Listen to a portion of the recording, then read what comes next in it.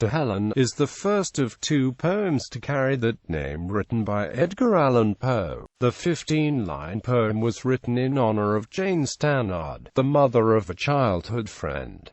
It was first published in 1831 collection Poems of Edgar A.Poe. It was then reprinted in 1836 in the Southern Literary Messenger. Analysis. In To Helen, Poe is celebrating the nurturing power of woman. Poe was inspired in part by Samuel Taylor Coleridge, particularly in the second line, which resembles a line in Coleridge's Youth and Age. Poe revised the poem in 1845, making several improvements, most notably changing the beauty of fair Greece, and the grandeur of old Rome, to the glory that was Greece and the grandeur that was Rome. Poe biographer Geoffrey Myers referred to these as two of Poe's finest and most famous lines. Allusions. In referring to Helen, Poe may be alluding to Helen of Troy, who is considered to be the most beautiful woman who ever lived, according to the goddess Venus in the myth, referred to as the Judgment of Paris.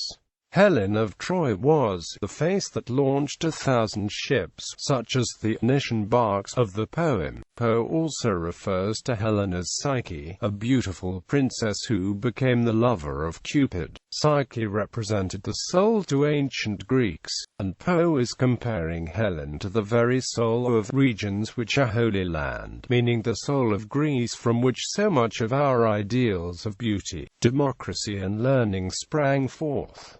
In ancient Greek, the name Helen literally means sunlight bright as the dawn. Her agate lamp may refer to the moment when Psyche discovered the true identity of Cupid by shining a lamp on him at night. It also refers to the enlightened knowledge of the ancient world, which still influences Western culture today. Guy Davenport has asserted that Poe is normally far more exact than he is given credit for. Sappho, whom Poe is imitating, had compared a woman's beauty to a fleet of ships. Byron had previously written lines that Poe out-Byrons Byron with, in the glory that was Greece and the grandeur that was Rome. But how is Helen also Psyche, who is the wanderer coming home?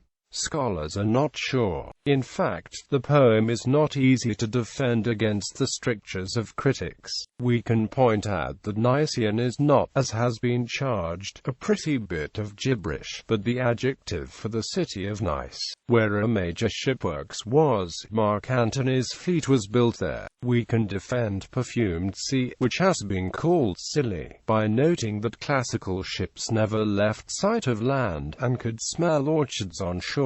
That perfumed oil was an extensive industry in classical times, and that ships laden with it would smell better than your shipload of sheep. Full poem. Original 1831 version, revised 1845 version in popular culture. This poem inspired Analata Sen by 20th-century Bengali poet Jibanananda Das. The poem is recited by Tom Hanks in the 2003 Coen Brothers film The Lady Killers. The poem is used by Dennis Barlow to seduce Ime Acute Thanatogenos in The Loved One by Evelyn Waugh.